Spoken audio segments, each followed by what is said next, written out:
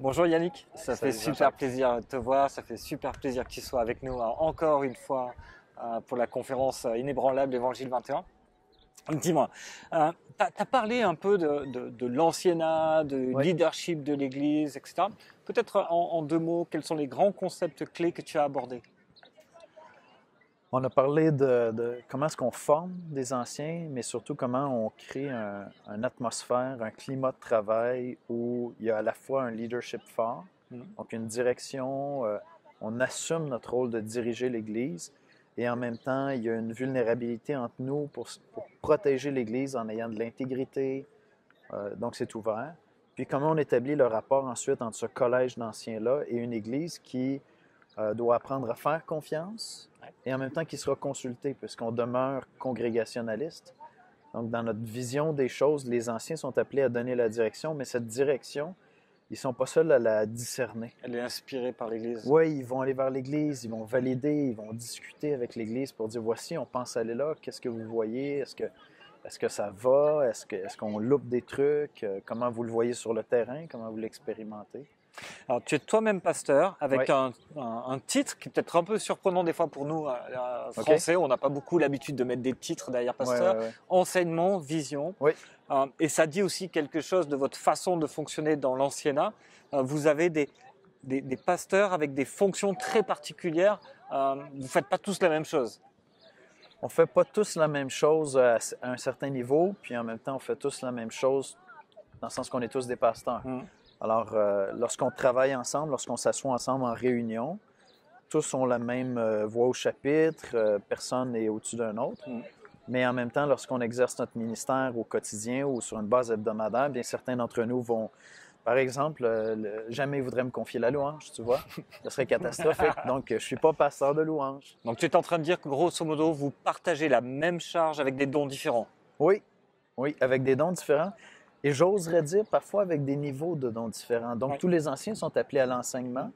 Tous ne sont peut-être pas appelés à prêcher dimanche après Ouais. dimanche devant une congrégation croissante. Donc, on y va aussi à la fois avec les dons, mais peut-être l'ampleur des dons qui vont aider à définir l'appel. Mais cet appel-là est confirmé par le Collège des Anciens. C'est un discernement qu'on opère ensemble. Et en t'entendant dire cela, je suis en train de me poser une question. Vous avez beaucoup d'anciens qui sont à plein temps. Est-ce qu'il y a aussi des anciens qui sont salariés par ailleurs, et qui sont anciens dans l'Église? Absolument. Absolument. Donc, actuellement, on a à peu près 50-50.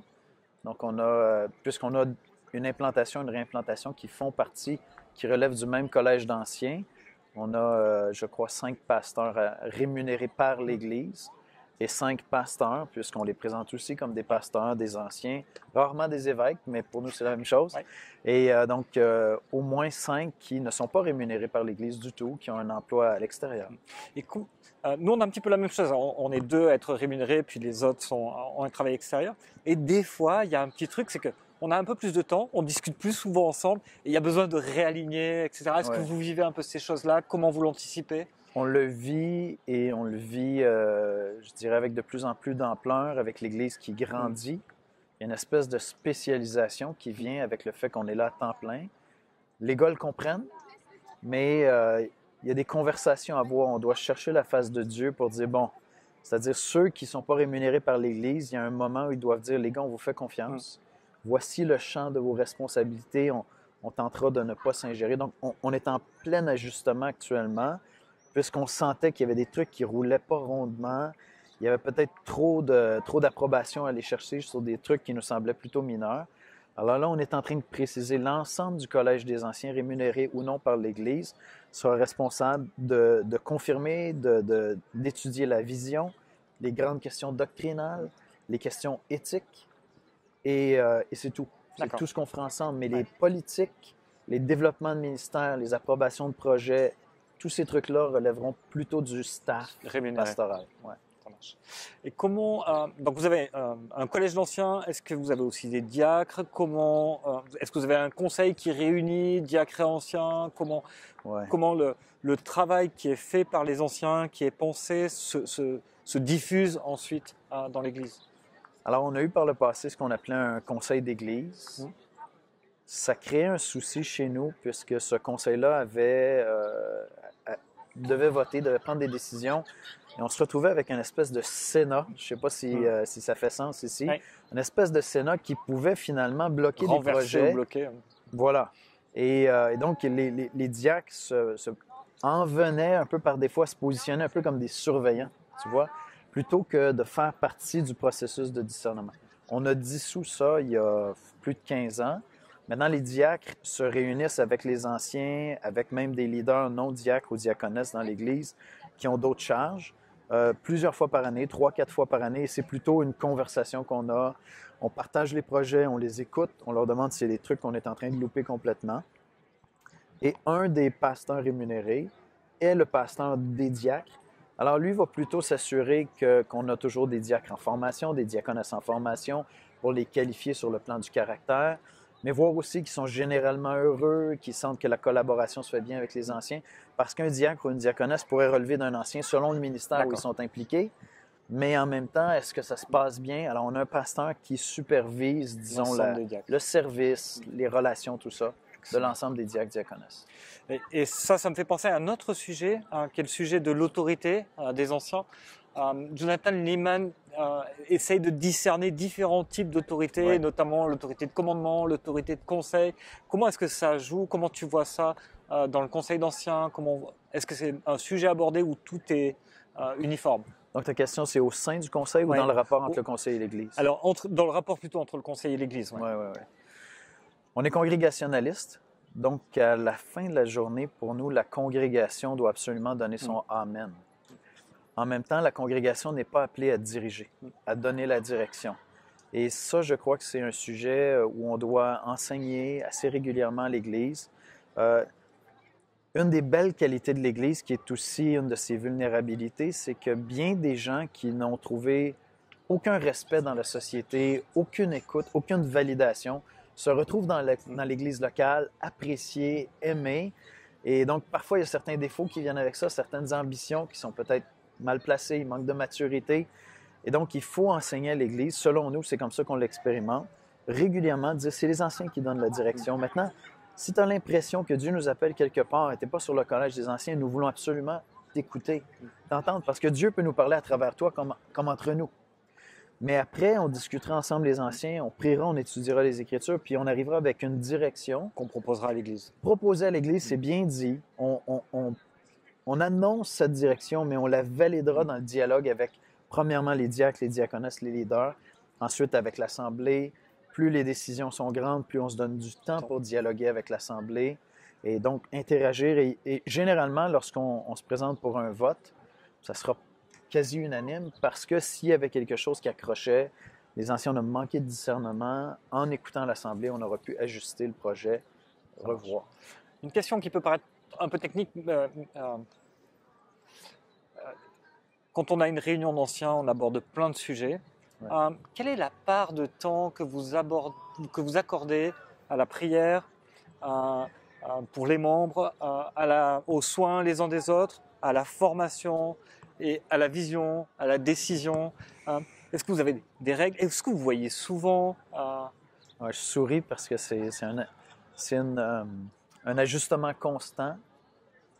Une réflexion que j'ai eue dans les dernières semaines, c'est qu'on a un collège d'anciens qui, en 27 ans de ministère, j'ai jamais eu un collège d'anciens aussi sage.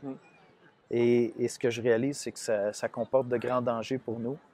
La tentation de s'appuyer sur la sagesse du conseil plutôt que sur la recherche de la face de Dieu dans la prière. Et donc, la pensée qui me trotte dans la tête depuis quelque temps, je me dis, je pense que les anciens, on prend plus plaisir à discuter, à s'écouter, à prendre des décisions, qu'à crier à Dieu dans la prière et à le supplier de venir à notre secours et de venir bénir tout ce qu'on entreprend. Donc, c'est un défi. C'est un réel défi. Maintenant, ce qu'on fait chez nous, c'est qu'on se réunit 2 fois par mois, l'ensemble du Collège des anciens. Une fois, c'est plutôt administratif et probablement que c'est ça qu'on va diminuer, puisqu'on va déléguer davantage au staff pastoral rémunéré. Et l'autre fois, c'est de la prière et des soins pastoraux. Alors, chez nous, depuis quelques années maintenant, l'ensemble des membres de l'Église sont subdivisés en familles espoirs. D'accord. Et donc, chaque ancien aura entre 25 et 30 membres, généralement des couples, donc peut-être 10-12 couples. Et il a leur charge, non pas dans des groupes maisons ou des trucs comme ça, mais plutôt comme évêque, de prendre soin, contact, prier pour eux tous les mois. C'est leur point de contact avec le conseil. S'il y a un souci, ça ne va pas. Et donc, lorsqu'on se réunit pour prier, on pose plutôt des questions. Est-ce qu'il y a des inquiétudes? Est-ce qu'il y a des situations dans ta famille Espoir que tu voudrais apporter à l'ensemble du Collège des Anciens, soit pour avoir de la sagesse, soit pour qu'on prie, soit parce qu'il y a une mesure disciplinaire qui est entreprise envers quelqu'un? Est-ce que les membres sont conscients de quelle famille ils font partie, à quel ancien ils réfèrent, Oui. ou est-ce que c'est quelque chose de pour vous? Non, tu as répondu en même temps. Oui, ils le savent, dans le sens qu'on demande aux anciens de contacter les gens pour qui ils prient. Ouais. Tu vois, moi, lorsque je prie pour les gens dans ma famille Espoir, généralement, je vais leur texter. Je leur dis, je prie pour toi aujourd'hui. Il y a du nouveau, il y a du développement. Est-ce qu'il y a d'autres requêtes? Il y a quelque chose qui se passe. Et en même temps, tout ça n'est pas figé. Donc, si on se rend compte qu'un membre de l'Église serait plutôt confortable avec toi, tu vois, ben, on fait des petits échanges de voix. Ça marche. Voilà. Est-ce qu'il y a un sujet, quelque chose qu'on n'a pas abordé, tu te dis, mince, c'est dommage, on aurait dû parler de ça? C'est la question piège de la fin. Oui, c'est la question piège. Je pense que ce serait plutôt un encouragement. Un encouragement à persévérer dans le temps. Tu vois, on parlait de votre organisation ici. Pour la conférence, je disais que l'organisation est extraordinaire. Puis ta réponse a été quoi? La stabilité. Une équipe qui est là, qui est stable. Je crois que c'est le secret aussi pour le Collège d'Anciens. Il y a beaucoup il y a beaucoup de chaos sur la route. Il y a beaucoup de difficultés. Il faut établir un climat de confiance. Ça prend du temps. Donc, je ne crois pas nécessairement au ministère très, très prolongé comme le mien, 27 ans. Je crois que ça dépend de l'appel de chacun. Mais il faut être conscient que ça prend du temps pour développer ces climats de confiance qui vont faire que non seulement au Collège des Anciens, il va y avoir une belle confiance, un bel échange, de la transparence, mais avec la congrégation aussi. Et donc, un minimum de stabilité, je crois, est garant d'arriver à un moment où vraiment il y a une synergie et plutôt l'Église et le Collège sont excités d'explorer les prochains projets que Dieu a pour nous. Puis on veut ensemble se lancer là-dedans plutôt qu'être dans un rapport où est-ce que vraiment nos anciens sont sages? Est-ce que vraiment on peut avancer avec eux? Ça prend du temps, ça prend de la stabilité. Merci beaucoup. Et puis on espère que tu seras à nouveau avec nous dans 2 ans à Genève, si Dieu le veut. Oui, si Dieu le veut. Merci bien. Merci.